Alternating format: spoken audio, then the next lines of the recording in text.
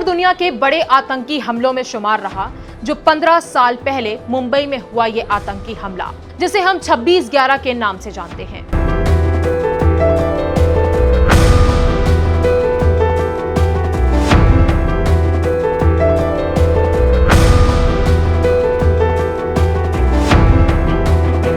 इस हमले में पुलिस और सुरक्षाकर्मी के साथ साथ करीब 180 बेगुनाहों ने अपनी जान गंवा दी।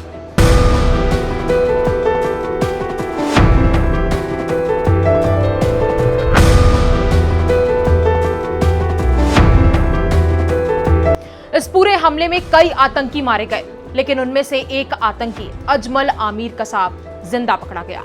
उसे बाद में कानूनी तरीकों से फांसी दे दी गई।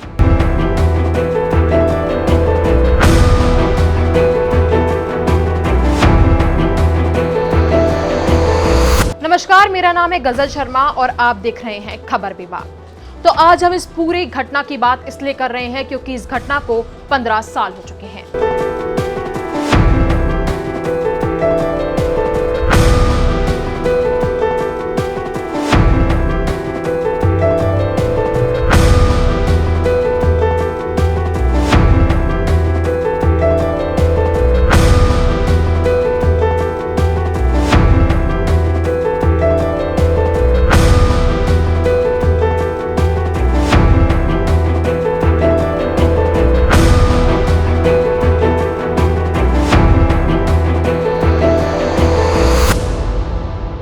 आज हमारे साथ मौजूद है इस दर्दनाक और भयानक घटना को अपनी आंखों से देखने वाला और आतंकियों की गोलियों के शिकार होने वाला रोटवार परिवार। रोटवार परिवार की देविका रोटवार ने इस पूरे हमले को अपनी आंखों से देखा। चंद कदमों दूर कसाब को गोली मारते हुए देखा और इसके साथ ही कसाब ने उन पर भी गोली बरसाई थी, लेकिन खुशनसीबी ऐसी थी कि उनकी जान बच गई।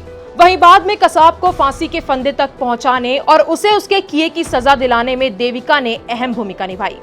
देविका की गवाही के बाद ही कसाब को देश की अदालत ने सैकड़ों मासूमों का कातिल माना था और उसे सजाए मौत दी थी। तो इस पूरी घटना को लेकर हमारे रिपोर्टर संदीप शुक्ला ने देविका रोटवार से बातचीत की और इस पूरी घटना के बाद के मंजर को जानने की कोशिश की है। देखिए ये खास बातचीत। देविका हमारे साथ है, देविका से बात करेंगे। सबसे पहले तो IBC 24 की तरफ से आपके जज्बे को सलाम है। आपने बहुत हिम्मत का काम किया और आतंकी को उसकी सज़ा दिलाई। क्या हुआ था उस दिन, पहले तो ये बताएं। आप लोग घर से निकले होंगे, सामान्य दिन था, कहाँ जा रहे थे आप लोग, कैसे पहुँचे थे और क्या हुआ? 26/11/2008 नवंबर की रात मैं मेरे फैमिली के साथ थी। जैसा हर दिन जाता है वैसा नॉर्मल था पहले हमारे लिए कि हमारा प्लानिंग हुआ कि हम पूना जाएंगे बड़े भाई को मिलने के लिए। तो हम बांद्रा से CST गए, छत्रपति शिवाजी महाराज टर्मिनस। वहाँ CST में 12 नंबर प्लेटफॉर्म के सामने बैठे, गोली फायरिंग होने लगी, बॉम्ब स्पॉट हुआ। अचानक से लोग भागने लग गए।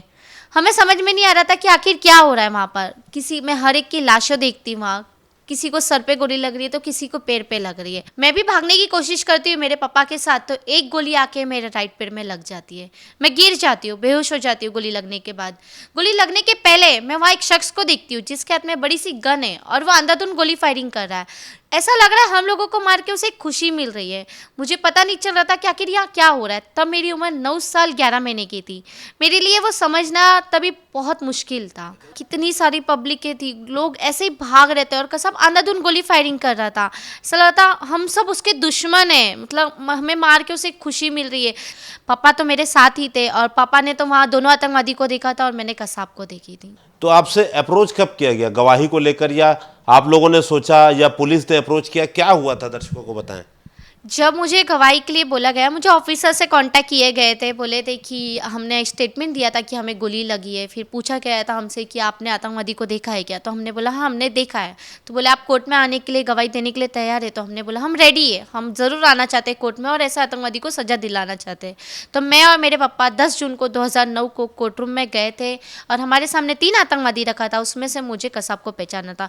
वो 2 शख्स कौन और थे मुझे नहीं पता, मैं सिर्फ कसाब को पहचानी थी, जो जज साहब सबके साइड में फर्स्ट में बैठा था वो था आतंकवादी कसाब, जिसे मैंने आइडेंटिफाई किया था। जब मैं विटनेस बन गई, विटनेस बनने के बाद काफ़ी लोग जानने लगे, तो हमें धमकियाँ आई, बोला गया कि आप इस केस से हट जाओ, हम आपको मार देंगे, आपके साथ जो कुछ भी कर सकते हैं आप सोच नहीं सकते हम आपके साथ क्या करेंगे।